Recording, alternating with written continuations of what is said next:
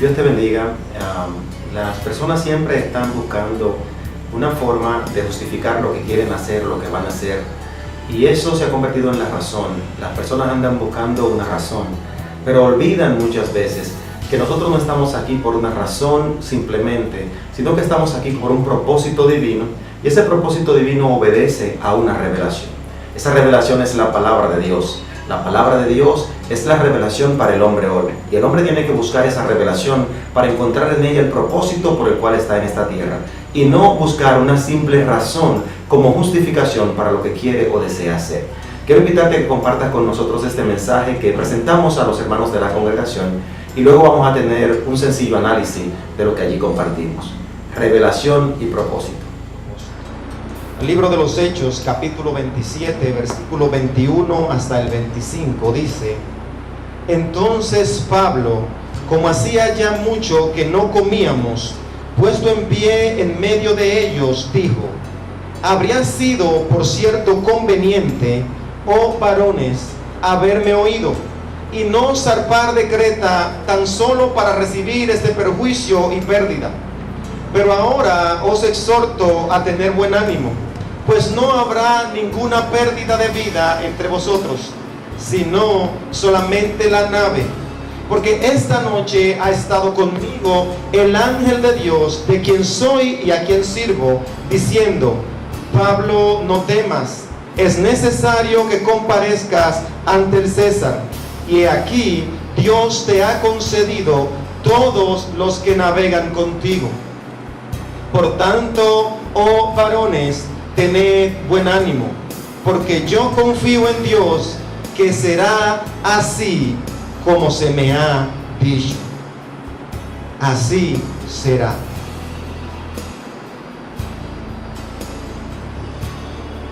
Esta porción de la palabra, donde Lucas habla de una experiencia de Pablo, y me gustaría que nos ubiquemos históricamente y geográficamente sobre qué es lo que acontece en este escenario.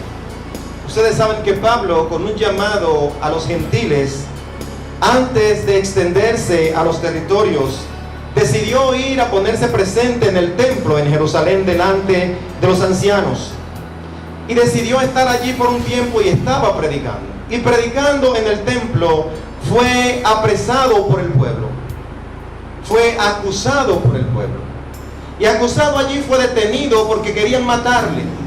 Y desde ese momento de que Pablo es capturado en el templo, se dan una serie de acontecimientos con Pablo que nos lleva a nosotros a entender cuando Pablo dice que estaba llamado al sufrimiento por la obra de Cristo. Pablo es detenido en el templo por el pueblo lo juzga y lo lleva ante el tribuno. El tribuno lo juzga y lo lleva ante el concilio. El concilio entonces lo envía delante del gobernador Félix. Pero el gobernador Félix se ausenta por un momento, y Festo se apodera de Pablo. Y aprovecha que en esos días Agripa y Berenice estaban en el pueblo, y se lo presentó a Agripa. Y ahí, en esa defensa de Pablo frente a Agripa, es que sale a relucir la frase célebre de Agripa cuando dice: por poco me persuades a ser cristiano. Luego de que Pablo está delante de Agripa y de haber pasado por todos esos escalones previos, Pablo, ya entendiendo que su juicio no llevaba buen camino, decidió apelar al César en Roma. Porque Pablo gozaba, si pudiéramos decirlo en un término peyorativo, de una doble nacionalidad. Pablo bien era judío, o considerado judío, pero también de nacionalidad romana. Así que, habiendo apelado al César, Agripa dice: con tu defensa, con tu elocuencia, entiendo que lo que defiendes es correcto, pero ya tú has apelado al César, por lo tanto no puedo tomar una decisión más que enviarte a Roma. Y en ese propósito de Pablo ser llevado a Roma, no como turista, sino como reo. Y creo que ahí se empiezan a cumplir los propósitos de Dios, porque muchas veces nosotros vemos los propósitos de Dios como algo muy agradable y muy simpático para la vida de nosotros. Pablo había prometido a los romanos: yo iré a ustedes y les hablaré muy pronto. Pero lo que Pablo no sabía es que el propósito de Dios era que él fuera a Roma como un preso. Tal vez él decía, voy a un viaje misionero, tomaré una cabalgadura, tomaré una embarcación y cruzaré hasta Roma. Él tenía fe de que Dios le había prometido de que iba a ir a Roma a predicar, pero lo que él no sabía era que ese viaje iba a ser como un reo en una embarcación. Pues esta porción que yo acabo de leer al principio de Pablo en la embarcación reclamando a los soldados y a los marineros, es precisamente lo que sucedió cuando Pablo fue tomado del templo de Jerusalén y encarcelado y entonces enviado por Agripa a Roma. Desde allí se supone que estaban en Cesarea, no hace costa, debieron moverse a Tiro o a Sidón para hacer costa con el mar Mediterráneo y desde allí zarpar con dirección hacia Roma. Y resulta que como el viaje era tan distante, al parecer, aunque no lo describe textualmente la Biblia, ellos hicieron una parada en la isla de Creta. Y al estar en la isla de Creta parece que el mal tiempo se hizo presente y Pablo les había aconsejado a los guardias no zarpar de Creta con dirección a Roma. Entonces en ese proceso es cuando se produce esta historia, que Pablo está en la embarcación y le dice, bien hubiese sido si me hubiesen hecho caso cuando yo les dije que no zarpáramos de Creta, porque entonces no estuviéramos en esta circunstancia en la que estamos ahora. Y en ese escenario es donde se relata lo que yo les acabo de leer. Y ahora quisiera dar detalles e ir parte por parte para que entendamos con más claridad. Vamos al inicio de la historia. Verso 21 de Hechos 27. Entonces Pablo, como hacía ya mucho que no comíamos, puesto en pie en medio de ellos, dijo, habría sido por cierto conveniente, oh varones, haberme oído, y no zarpar de Creta tan solo para recibir este perjuicio y esta pérdida. Esa porción de la palabra yo podría personalmente titularla como un te lo dije. No sé si usted conoce esa frase, pero todos creo que en algún momento hemos vivido esa frase o hemos dicho esa frase para otra persona. Te lo dije. Esa frase es un golpe letal para un corazón herido.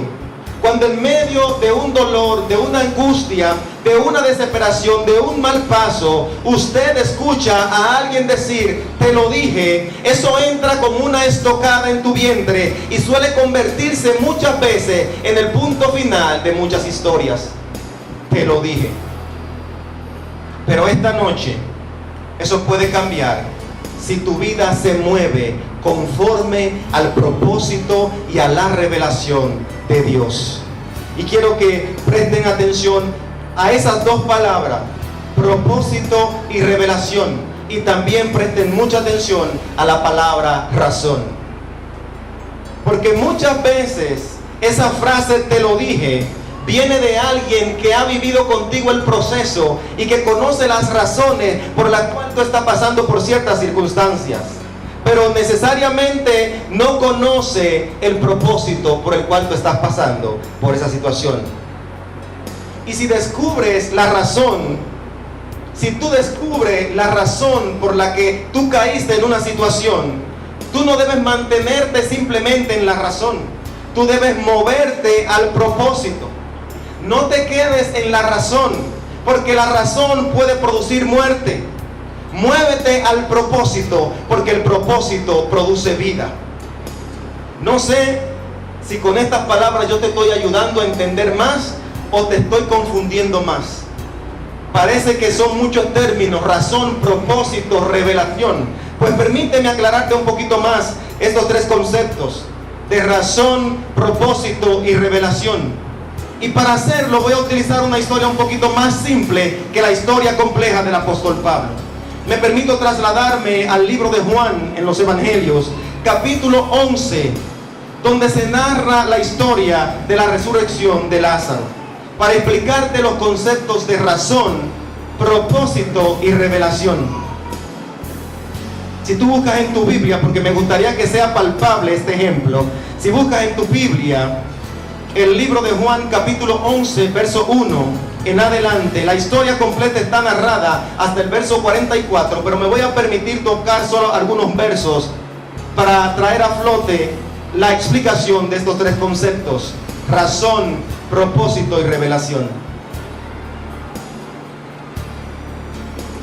El versículo 1 dice: estaba entonces enfermo uno llamado Lázaro, de Betania, la aldea de María y de Marta su hermana.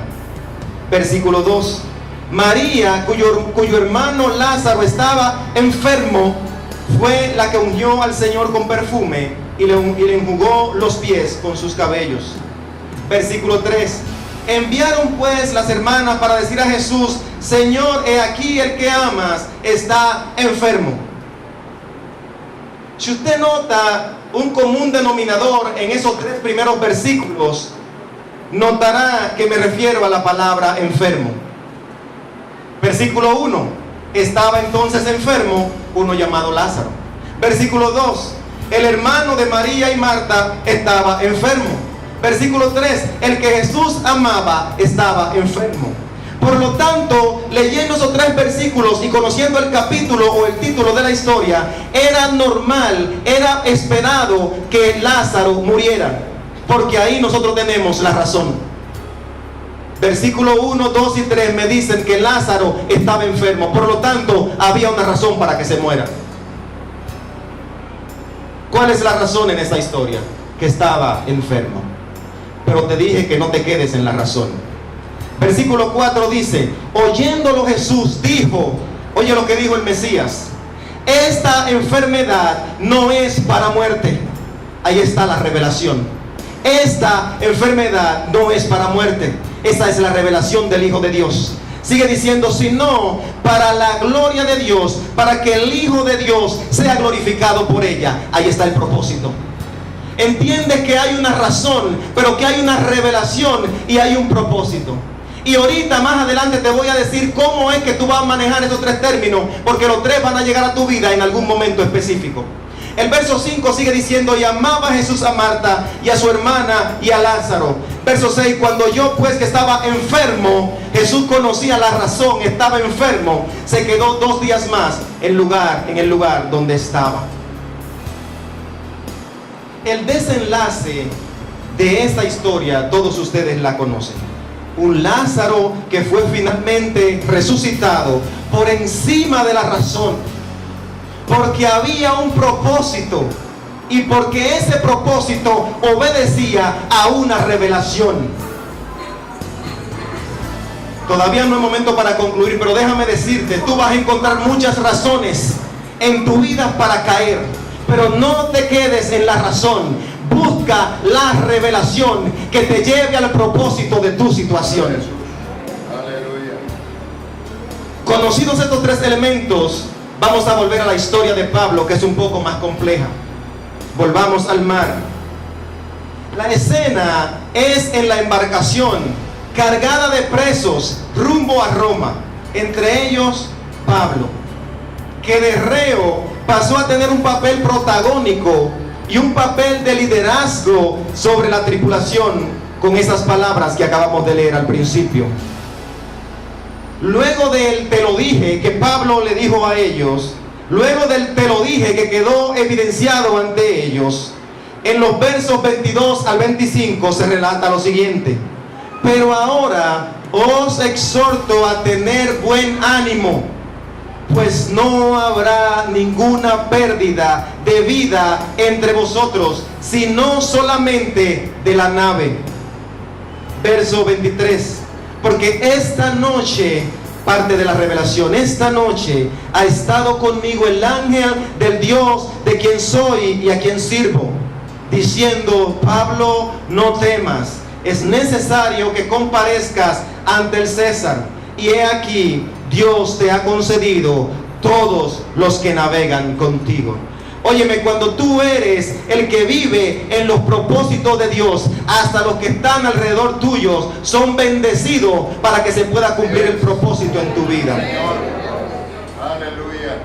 Verso 25: por tanto, oh varones, tened buen ánimo, porque yo confío en Dios, que será así como se me ha dicho. El Señor ha declarado un propósito en tu vida conforme a la revelación que está en su palabra. Ahora, de ahí del propósito a su revelación y a que se cumpla, tiene que haber una condición en ti que había en Pablo cuando él decía: por tanto, varones, tened buen ánimo, porque yo sí confío. Yo no sé ustedes, pero yo sí confío que así será. Pablo no solo le dice que sabe que hay una razón lógica por la que pueden morir en alta mar. ¿Cuál es la razón? Hay una tempestad y ya la nave no aguantaba más.